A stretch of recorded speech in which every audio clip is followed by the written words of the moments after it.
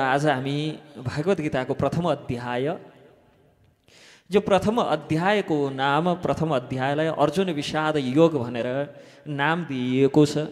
किनभने यस अध्यायमा अर्जुनलाई परेको विषादको सम्बन्धमा चर्चा छ।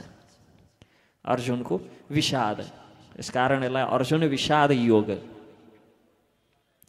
र भगवत गीताको प्रथम अध्यायमा सबैभन्दा पहिले प्रथम श्लोक धृतराष्ट्र उवाचबाट अर्थात् धृतराष्ट्रबाट सुरु हुन्छ। धृतराष्ट्रले बोले पछाडि भगवत गीताको प्रथम अध्याय सुरु हुन्छ र भगवत गीता समस्त भगवत गीतामा धृतराष्ट्रले यही एउटा श्लोक बोलेका छन्।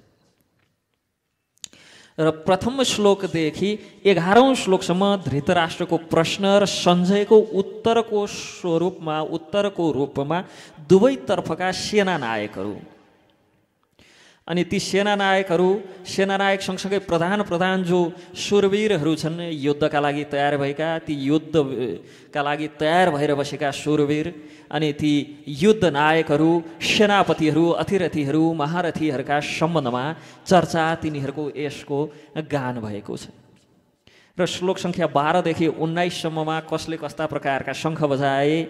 शङ्ख बजाउनु भनेको युद्धको अब आक्रमण भन्नु बराबर हो। युद्धमा कसले कस प्रकार शङ्ख बजाए, कुन कुन शङ्ख कसले बजाए, शङ्ख बजाउँदाको वातावरण कस्तो थियो, यस सम्बन्धमा चर्चा छ भने 20औं श्लोकदेखि 26औं श्लोकसम्म अर्जुनले सेनाको निरीक्षण गर्छन्। मसँग युद्ध गर्न भनेर को आएका रहेछन्, कोसँग मैले युद्ध गर्नुपर्ने रहेछ, कसलाई मैले वध गर्नुपर्ने रहेछ। कुनै पनि सेना, कुनै पनि सैनिक युद्धको मैदानमा, युद्धको मोर्चामा खटिँदा हार्छु म मर्छु भनेर त खटिन्न, म जित्छु म मार्छु भनेरै खटिन्छ। परिस्थिति जस्तोसुकै प्रतिकूल होस्, युद्धमा जाँदै गर्दाखेरि म हार्छु म मर्छु भनेरै जाने त कहाँ जान्छन् युद्ध गर्न। युद्धमा जाने भनेकै मैले जित्छु मैले मार्छु भनेरै जाने।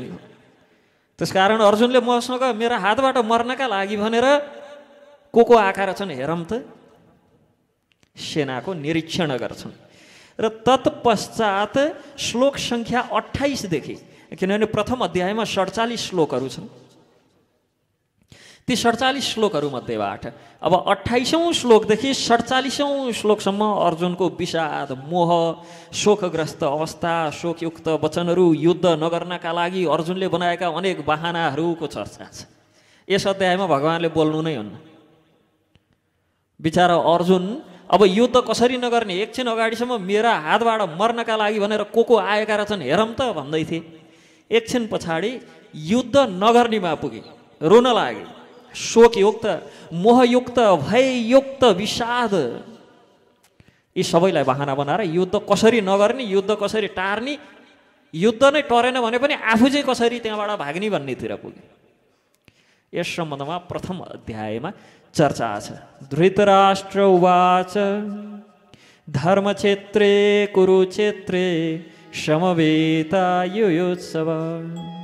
मामका पाण्डवाश्चैव किम कुर्वत सञ्जय।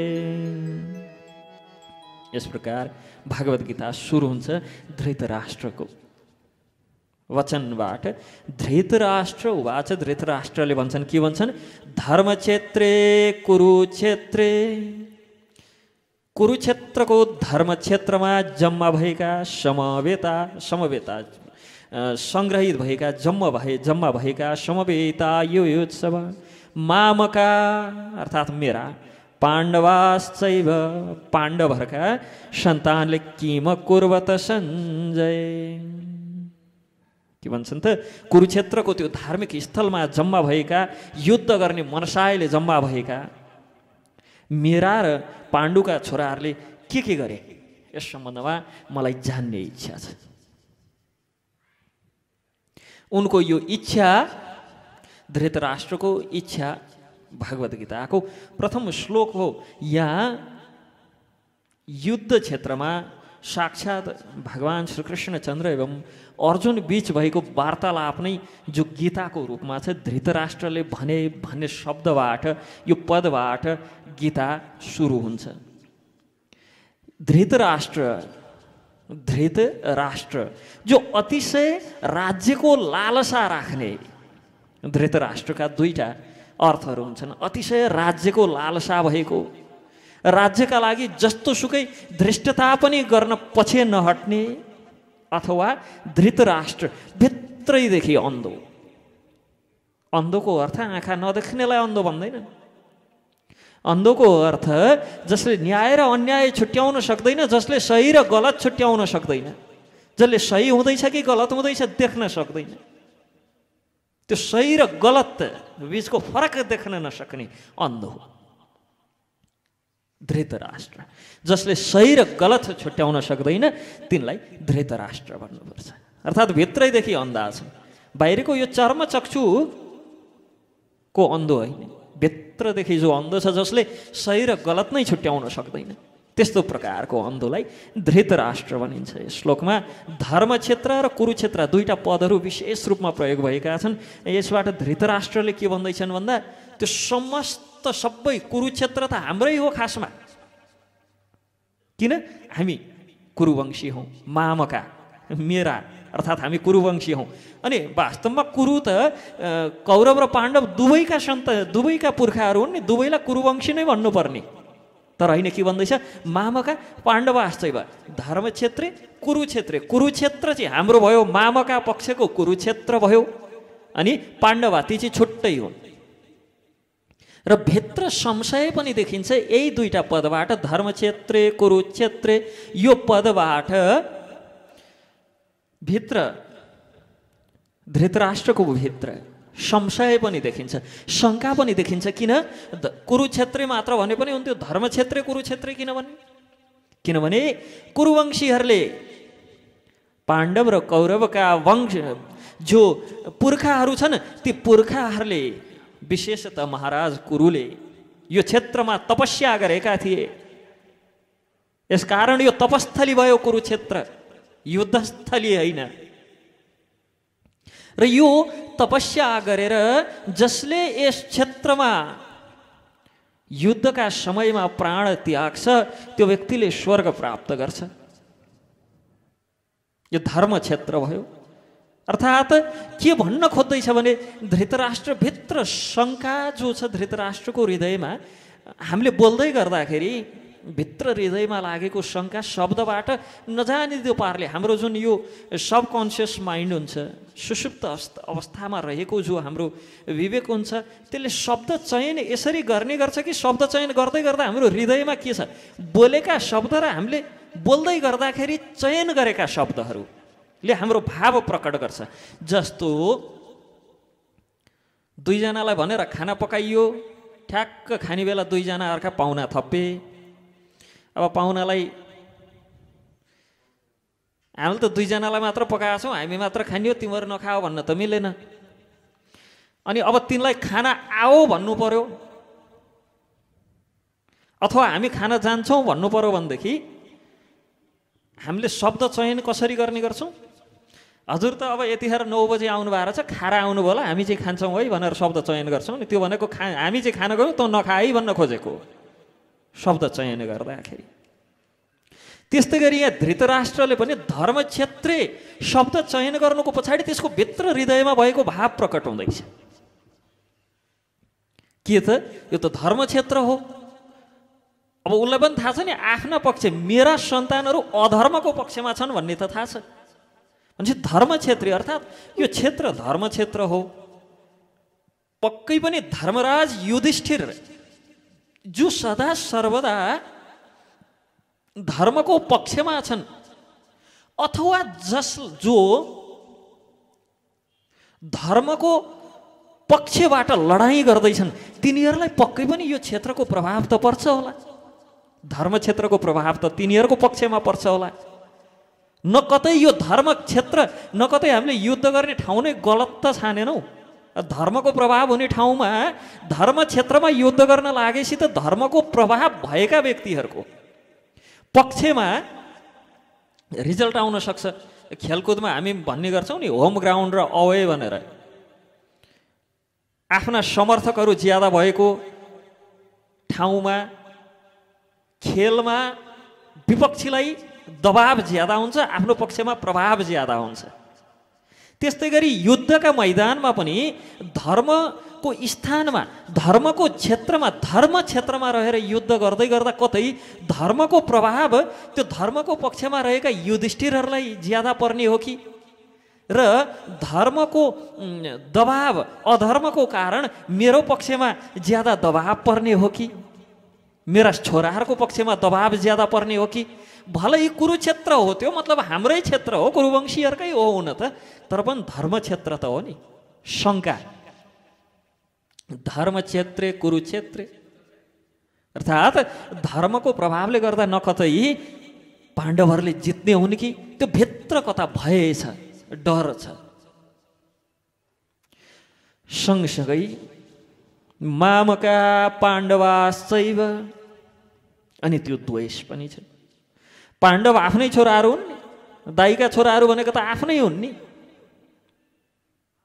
तर मामका पाण्डवाश्चैव एकै परिवारका रूपमा हेर्दैन। यहाँ मेरा र पाण्डुका हृदयमा के भाव छ प्रकट हुँदैछ, भित्री हृदय।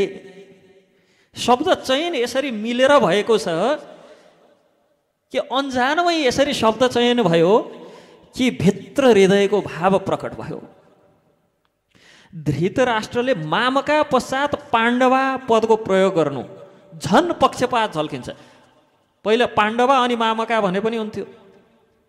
मामका पाण्डवा, दुविधायुक्त भाव, पक्षपातयुक्त भाव। जो आफूलाई प्रिय छ पहिले त त्यो समातिन्छ नि। मामका यी चाहिँ मेरा, पाण्डवा यी पराका, यी पराई। र यही दुविधा युक्त भाव, यही राग र द्वेष युक्त भाव जसका कारण वंश विनाशको दुःख सहन पर्यो।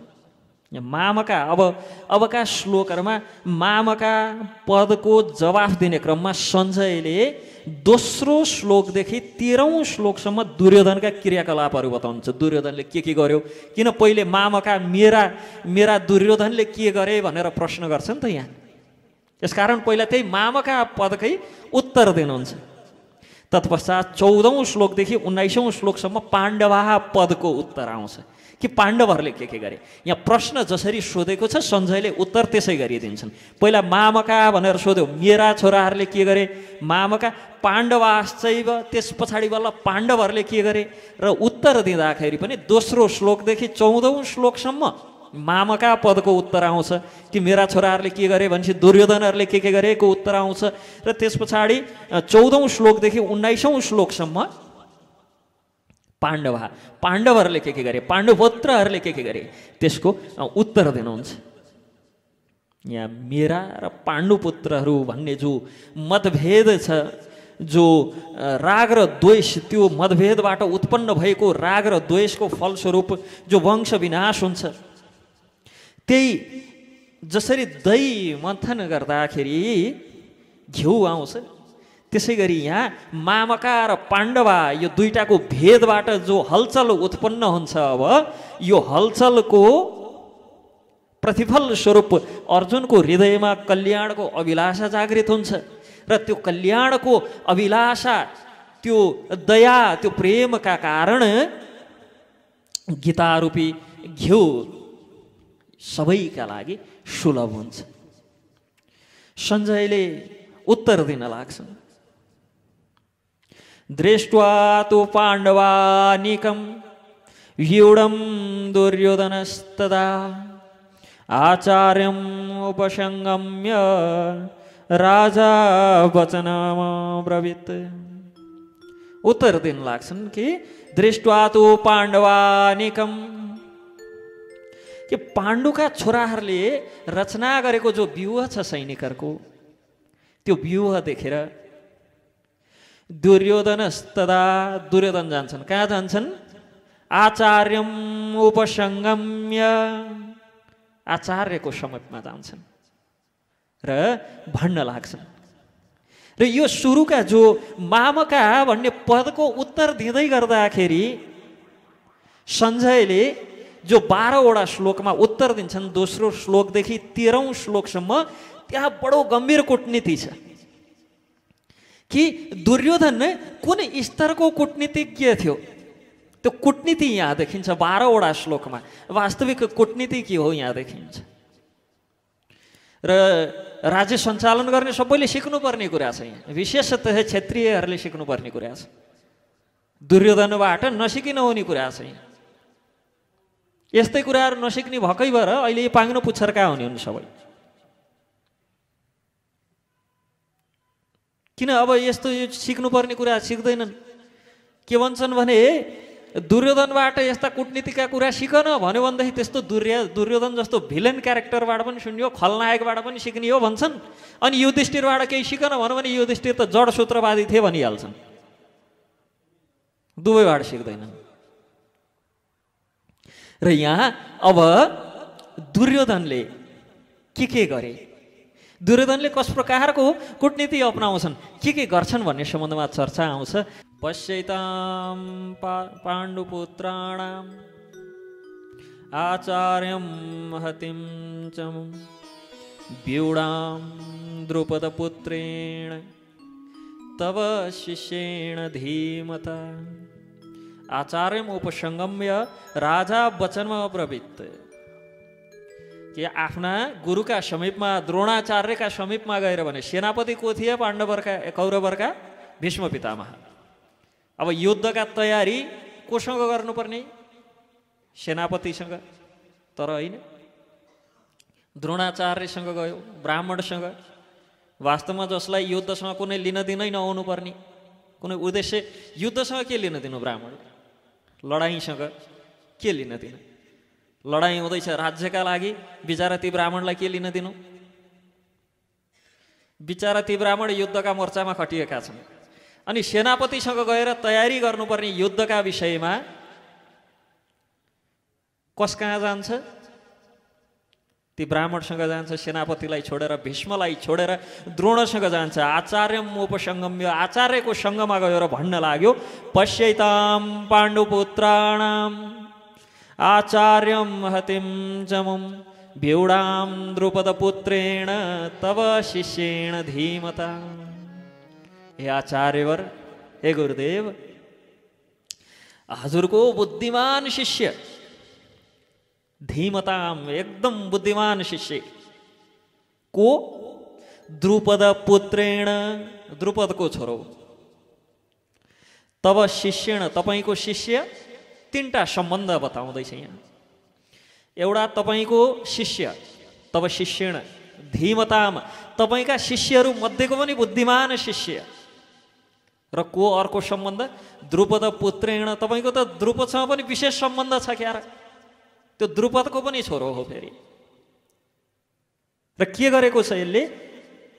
एकदम सुव्यवस्थित रूपमा हाम्रो विपक्षबाट, तपाईँको विपक्षबाट सैन्य शक्तिलाई एकदम तयारी बनाएर राखेको छ, व्यूह रचना गरेको छ। कूटनीतिको ज्ञाता थियो दुर्योधन। यदि कूटनीतिको ज्ञाता हुन्न थियो भने धर्मका पक्षमा, युधिष्ठिरका पक्षमा जम्मा 7 अक्षौणी सेना हुँदै गर्दाखेरि दुर्योधनका पक्षमा, अधर्मको पक्षमा 11 अक्षौणी सेना थिए। त्यो त कूटनीतिको कमाल हो नि त। जो कूटनीतिमा पोख्त हुन्छ, ज्ञाता हुन्छ, उसकै पक्षमा ज्यादा हुन्छन्। र कूटनीतिको ज्ञाता दुर्योधन यहाँ द्रोणलाई पहिला आचार्य शब्दले सम्बोधित गर्छ। अर्थात् हजुरमा समभाव हुनुपर्छ। एकदम सबैले देखेकै विषय हो, जानेकै विषय हो कि अर्जुनप्रति हजुरको विशेष मोह छ, तर त्यो मोह त्याग्दिनुस्, किनभने हजुर आचार्य हुनुहुन्छ। केवल उनीहरूका पक्षका, अर्जुनका मात्र आचार्य होइन हजुर, हाम्रा पनि हो। यसकारण हजुरका आफ्ना शिष्यप्रति समभाव हुनुपर्छ आचार्य पदद्वारा। नत्र द्रोण भनेर पनि बोलाउन मिल्थ्यो नि त, गुरुवर भनेर पनि बोलाउन मिल्थ्यो। आचार्य, हजुर आचार्य हो, हामी सबैलाई थाहा छ, हामी सबैप्रति हजुरको समभाव हुनुपर्छ। पक्ष विपक्षको भाव छैन हजुरमा। किन?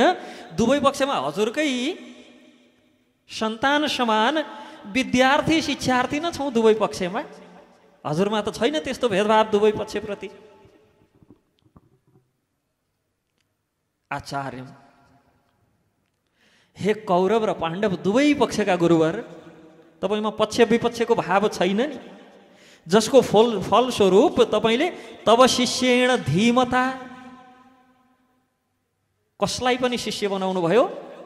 द्रुपद पुत्रेण, द्रुपदको पुत्रलाई पनि शिष्य बनाउनु भयो।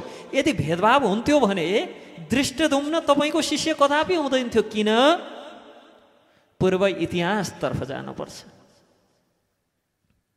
द्रुपद र द्रोणाचार्य एउटै गुरुकुलमा अध्ययन गरेका। हाम्रो आजकल गुरुकुलमा प्रचलन छ बाहुनकै छोरो मात्र पढ्न पाउने भनेर। बाहुनमा पनि के भेद गरेर, जैसी उपाध्याय के भेद गरेर त्यो उपाध्याय नै मात्र हुनुपर्छ, उपाध्याय नै मात्र हुनुपर्छ। भलै ती उपाध्याय हुन्, सबै खाना हुने नहुने सबै थोक खाउन्, सबै उपद्रो गरून्, तर जन्मन चाहिँ उपाध्यायकै घरमा जन्मनुपर्छ। तर महाभारतमा हेर्ने हो भने द्रुपद र द्रोण दुवै एउटै गुरुकुलमा पढेका हुन्। अर्थात् ब्राह्मण र क्षत्रियले एउटैमा पढ्दा रहेछन्। हामी त्यो महाभारतकालीन गुरुहरूभन्दा पनि ओभर स्मार्ट भयौँ, विद्वान, तीभन्दा नि विद्वान। बिचरा तिनलाई धर्मको नियम थाहा थिएन, यसकारण सबैलाई एउटै गुरुकुलमा पढाउँथे। हामीलाई धर्मको नियम अलि ज्यादा थाहा भएको भएर हामीले पढाउँदैनौँ, तीभन्दा अलि विद्वान भएका भएर हामी। यहाँ द्रौपद र द्रोणाचार्य एउटै गुरुकुलमा पढेका, सँगै पढेका, साथी हुँदाखेरि द्रौपदले द्रोणाचार्यलाई के भनेका थिए? हामी मित्र हौँ, तिमीलाई कुनै दिन केही कुराको आवश्यकता पर्यो भने म त राजाको छोरो हुँ, भोलिको राजा हुँ, मेरो दरबारमा आउनु है। यस प्रकार वचन दिएका थिए। कृपाचार्यकी बहिनी कृपीको विवाह भयो द्रोणाचार्यसँग केही काल पश्चात। तबसम्म यता द्रौपद पनि राज्य सम्हाल्ने भइसकेका थिए, राजा भइसकेका थिए। अब द्रोणाचार्यको जब सन्तान जन्मिए, अश्वत्थामा नाम गरेको छोरो, अनि त्यो छोरोलाई खुवाउनका लागि आमाका स्तनमा दुध भएन। यसकारण दोस्रो माता गाई, त्यो गाई किन्न सक्ने, गाईलाई ल्याउन सक्ने गाई त्यतिखेर खरिद बिक्री भन्ने त हुँदैन थियो। अहिले पो सब कसाईहरूका समाजमा गाई पनि खरिद बिक्री हुन लागे, माताको पनि खरिद बिक्री हुन लाग्यो। गौमाता भन्न नि छोड्दैनन्, किन्न क्रय विक्रय पनि छोड्दैनन्, किन्न बेच्न पनि छोड्दैनन्। त्यतिखेर गाईको क्रय विक्रय खरिद बिक्री हुँदैन थियो। र कहाँ जाने त गाईका लागि? आफ्ना मित्र द्रौपदका दरबारमा गए। द्रौपदका दरबारमा गएर मित्रका हैसियतले गाई माग्दाखेरि द्रौपदले के भन्छन्? मित्रता त बराबर हैसियतकासँग हुन्छन्। कहाँ म राजा, कहाँ तिमी गरिब ब्राह्मण, हैसियतै मिलेन हाम्रो। म राजा, तिमी गरिब प्रजा। हैसियत नमिलेका कारण मित्रता अब सक्यो। त्यतिखेर गुरुकुलमा पो सँगै बस्थ्यौँ, सँगै पढ्थ्यौँ, सँगै दाउरा खोज्न जान्थ्यौँ, सँगै गाई चराउन जान्थ्यौँ, सँगै गुरुको सेवा गर्थ्यौँ। हैसियत समान्थ्यौ, मित्रता गाँस्यो। अब त हैसियत नै मिलेन नि, म राजा भइसकेँ, तिमी जहाँको त्यहीँ छौ। यसकारण हाम्रो हैसियत मिलेन। अब के को मित्र? मित्रता छैन। के भन्छन् त द्रौपदले? ब्राह्मणका हैसियतले दान माग्छौ भने मैले गाई दिन सक्छु, तर मित्रताको हैसियतले माग्न आएका हो भने हाम्रो मित्रता छैन, हामी मित्र हुन सक्दैनौँ। किन हुन सक्दैनौँ? किनभने हाम्रो हैसियत मिल्दैन। म राजा, तिमी सामान्य प्रजा। यस प्रकार द्रुपदको त्यो कटु वचन सुने पछाडि द्रोणाचार्य फर्केर आफ्नो कुटियामा जाँदैनन्, सरासर हस्तिनापुरतर्फ जान्छन्।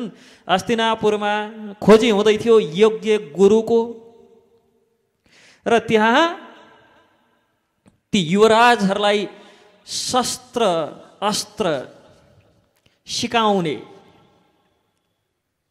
शस्त्र अस्त्र सिकाउनका लागि भनेर गुरुका रूपमा नियुक्त हुन्छन्, पढाउँछन्, शिष्यहरूलाई योग्य बनाउँछन्। द्रुपदसँग हिसाब किताब गर्नु पर्यो नि त, हैसियत बराबरको हैसियतको हिसाब किताब गर्नुहोस्। र जब योग्य बनाउँछन्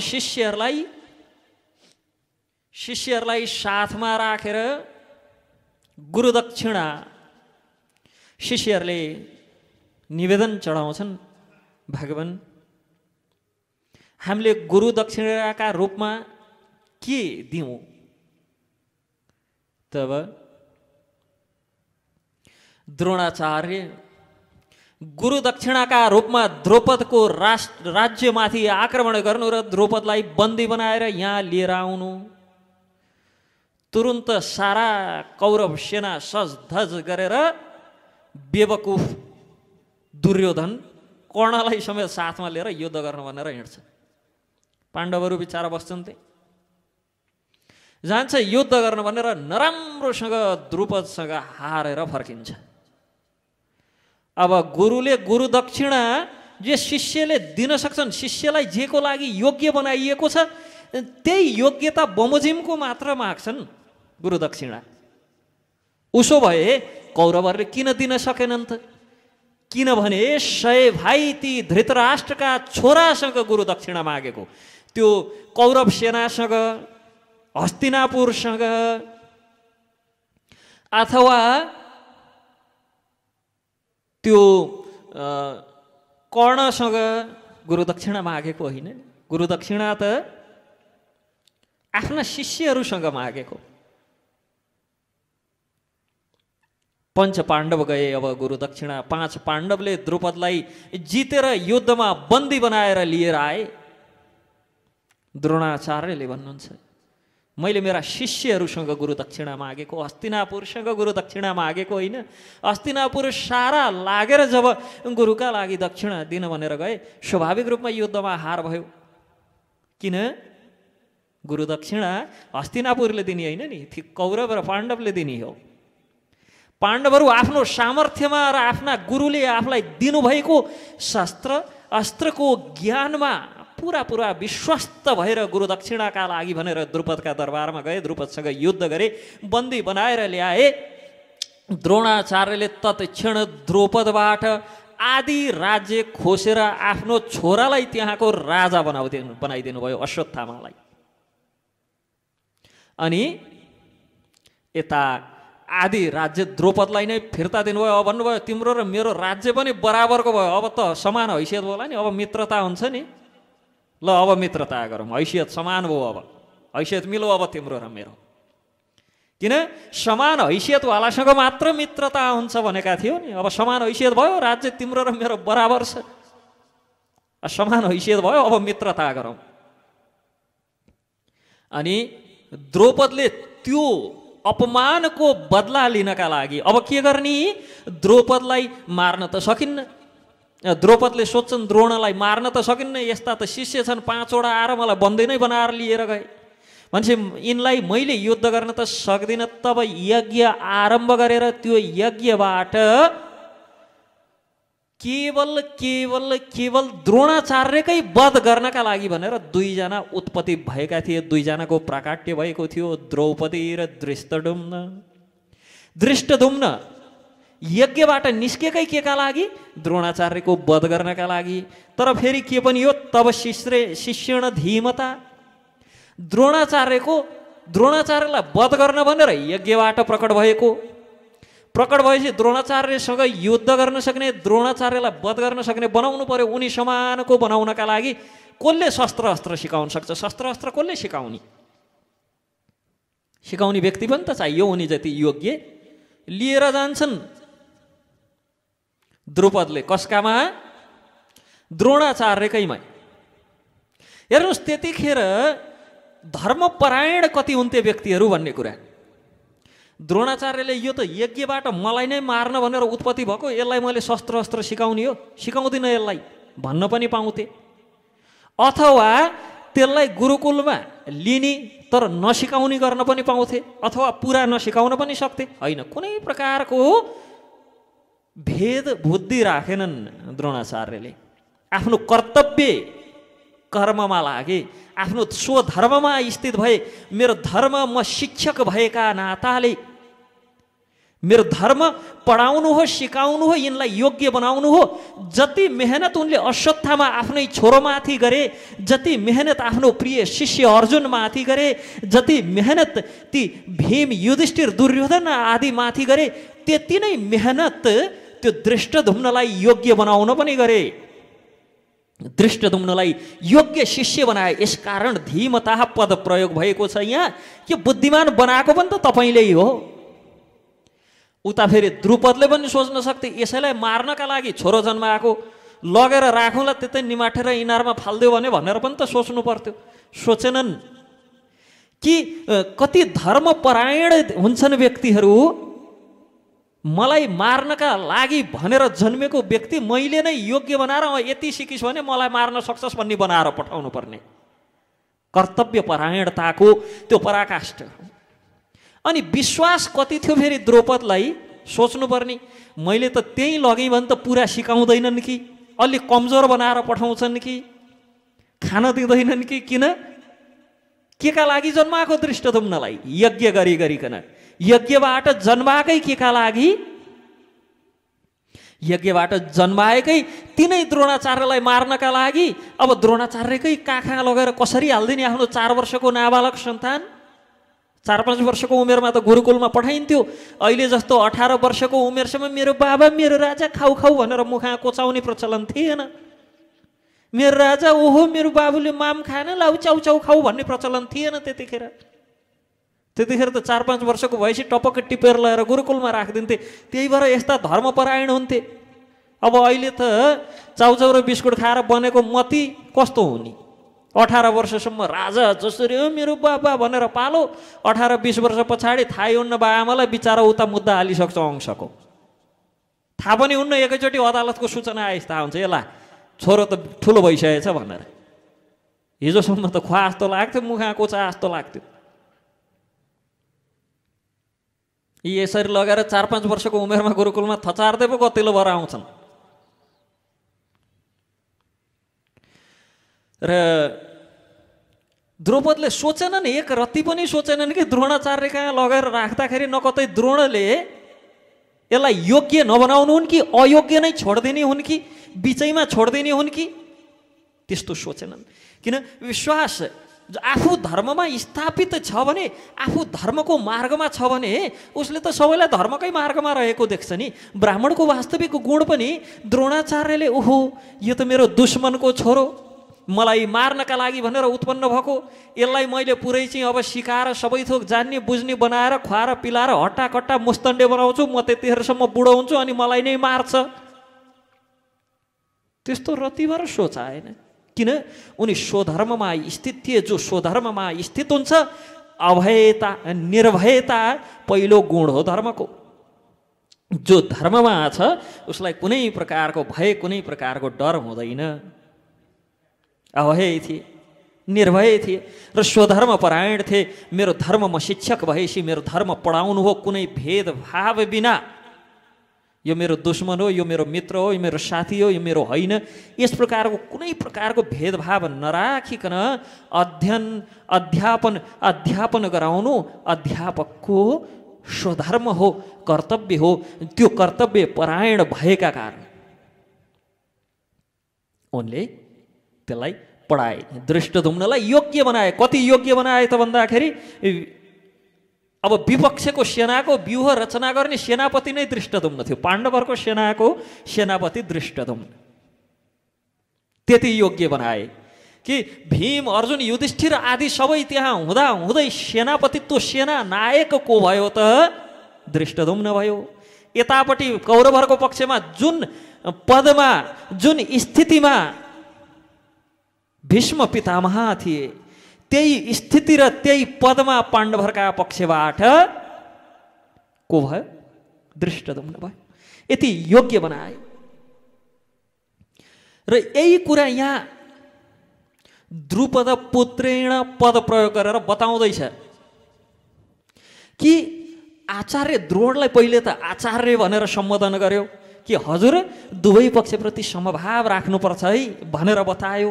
तत्पश्चात महतिम चमुम बिउडाम द्रुपद पुत्रेण, अर्थात् त्यही द्रुपद जसले तपाईँलाई बेइज्जत गरेर दरबारबाट गलहत्याएर निकालेको थियो, त्यही द्रुपदको सन्तान उतापट्टि छ। द्रोणाचार्यमा त्यो युद्धप्रतिको उत्साह प्रकट गर्न खोज्दैछ कि द्रुपदले गरेको अपमान र यज्ञबाट उत्साहपूर्वक तपाईँलाई मार्नका लागि भनेर छोरो जन्माएको छ, नबिर्सिनुहोस् है। न त्यो अपमान बिर्सिन हुन्छ, न त्यो छोरो जन्मिँदाको उत्साह बिर्सिन हुन्छ।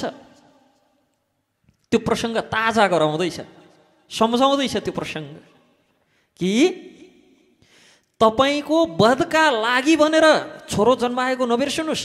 द्रुपदलाई के भन्दैछ? त्यो अपमान द्रुपदले के गरेको थियो तपाईँलाई, त्यो अपमान गरेको थियो, त्यो द्रुपदको अपमान नबिर्सिनुहोस् आचार्यदेव। यसका लागि द्रुपद पुत्रेण, दृष्टद्युम्न भनेर नामै लिँदैन, दृष्टद्युम्न भनेर नाम ल्याउँथ्यो नि। युद्धको मैदानमा त द्रुपद होइन सेनापतिको रूपमा, दृष्टद्युम्न हो भने दृष्टद्युम्नको पो नाम लिने त द्रुपद पुत्रेण भनियो। फलानुको छोरो छ त्यहाँ हेर भन्नु त के का लागि हो? त्यो फलानुको बारेमा सम्झाउनका लागि हो नि त। द्रुपदले तपाईँलाई गरेको अपमान नबिर्सिनुहोस् है, सम्झाउँदैछ कूटनीति। र त्यो वैरभावको साधना गर्न उपयुक्त समय यही हो, मारिदिनुहोस् यसलाई, दृष्टद्युम्नलाई। जो वैरभाव द्रुपदले तपाईँप्रति राखेको छ, त्यो वैरभावको साधना सिद्धि गर्ने बेला हो यो। वध गरिदिनुहोस् है यसको। यस्तो मजाले चाहिँ शब्द चयन गर्दै पाण्डव सेनालाई एताम बिउडाम महतिम चमुम भन्नुमा पनि यहाँ बडो कूटनीति छ शब्द चयनमा। जो पाण्डवहरूमा तपाईँप्रति त्यस्तो तपाईँको चाहिँ एकदम आध्यात्मिक त्यो अत्याधिक एकदम अतिशय ममता छ ती पाण्डवहरूप्रति। तर तपाईँको मात्र ममता भएर भएन नि, पाण्डवहरूले त तपाईँहरूको विरुद्धमा लड्नका लागि लालयित भएर दृष्टद्युम्नलाई सेनापति नियुक्त गरेका छन्। दृष्टद्युम्नलाई सेनापतिका रूपमा राखेर व्यूह रचना गर्ने अधिकार दिएका छन्। तपाईँले चाहिँ पाण्डवलाई यी त मेरा आहा यी मेरा भन्नुहुन्छ, तर पाण्डवहरूले के गरेका छन्? तपाईँलाई मार्नका लागि भनेर जो यज्ञबाट उत्पत्ति भएको छ त्यसलाई सेनापतिका रूपमा राखेर व्यूह रचना गरेका छन्। भने तपाईँले पाण्डवहरूलाई प्रेम गर्नुहुन्छ, पाण्डवहरूले तपाईँलाई त कतै प्रेम गर्दा रहन्छन्, पाण्डवहरूको त तपाईँप्रति यति पनि प्रेम रहन्छ। यदि प्रेम हुन्थ्यो भने जो तपाईँलाई मार्न भनेर यहाँ उत्साहित भएर आएको छ, त्यो उत्साहित भएर आएको व्यक्तिलाई सेनापति बनाउने हो। सोच्नु पर्दैन तिनीहरूले, तिनको बुद्धि छैन। कानमा बिख घोल्ने काम हुँदैछ। बडो गजब छ। फेरि हेर्नुहोस्, खानामा बिख घोल्यो भने बरु उपचार गरेर बचाउन सकिन्छ, कानमा बिख घोल्दै भने सम्बन्ध सक्यो, बचाउन सकिन्न। त्यही गर्दैछ यहाँ, कानमा बिख घोल्ने काम गर्दैछ। खानामा घोल्ने बिख भन्दा पनि खतरा हो यो कानमा घोल्ने बिख। अनि आजकल मान्छेहरू फेरि यसमा एकदम विज्ञ भएका छन्। करिब करिब सबै दुर्योधनकै सन्तान छन्। कानमा बिख घोल्न सबैलाई आउँछ। मैले भनेको चाहिँ नभन्नु, तर थाहा छ के हो र भनेर एकचोटि सोध्नुपर्छ, त्यसबाट त के सुनाउँछन् के सुनाउँछन् थाहा छैन, थाहा पाउनु पनि छैन भन्नुपर्छ। त्यस्ता मान्छे छ। मलाई थाहा पनि छैन, थाहा पाउनु पनि छैन। मेरा कान भगवान श्रीहरिका गुणानुवाद सुन्नका लागि बनेका हुन्, तिमीहरूका बिख खन्याउनका लागि बनेका होइन नि। यसै पनि कानमा जे पाए त्यही हालो भने कान बिग्रिन्छ, म चाहिँ सुन्दिनँ है भन्नुपर्छ। नत्र भ्रष्ट बनाएर छोड्छन्, बर्बाद बनाएर छोड्छन्। त्यसकारण कानमा बिख घोल्ने यहाँ त्यही गर्दैछ। दुर्योधनका चाहिँ कूटनीतिको प्रयोग त्यहाँ चाहिँ कानमा बिख भर्दैछ द्रोणाचार्यको। पाण्डव सेनाका बारेमा यसरी बिख घोल्दैछ। भगवत गीता 700 श्लोकले युक्त छ। हामी सकेसम्म प्रत्येक श्लोक छोटकरीमै भए पनि एउटै श्लोक नछाडिकन जाउँ, जहाँसम्म पुगिन्छ त्यहाँबाट फेरि अर्को सत्रमा भनौँला भन्ने हिसाबले, त्यही हिसाबले प्रत्येक श्लोकमाथि चर्चा गर्दैछौँ। प्रत्येक श्लोक श्रवण गर्न पाइयोस्, बरु जति भ्याइन्छ त्यति गरौँ, फेरि कुनै बसाइमा गरौँला बाँकी। र यहाँ एकदम त्यो कूटनीतिको प्रयोग गर्दै अत्र सुरा महेश्वासा भीमार्जुन समायुधि योधानो विराटश्च द्रुपदश्च महारथ। अब सुनाउन लाग्यो। उता पाण्डव सेनामा भीम अर्जुन समानका चाहिँ एकदम लडाइँ गर्ने महारथीहरू छन्। अरू को छन्? योधानो विराटश्च द्रुपदश्च महारथ। अब फेरि पनि द्रुपदको नाम लिन्छ। एकपटक त माथि नै भनिसक्यो, अब फेरि के भन्छ? भीम छन्, अर्जुन छन्, महारथी योधान छन्, विराट छन्। अब को छन् फेरि?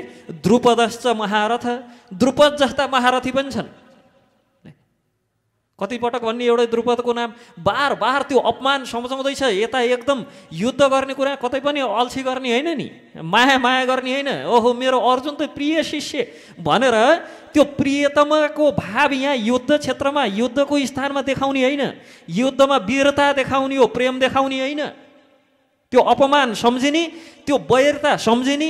द्रुपदले तपाईँमाथि गरेका सारा अपमान र वैरता साध्न त्यसले गर्न खोजेका सबै हत्कण्डाहरू सम्झिने अनि मार्ने। त्यही भएर द्रुपदश्च महारथ, द्रुपद जस्ता महारथीहरू छन्।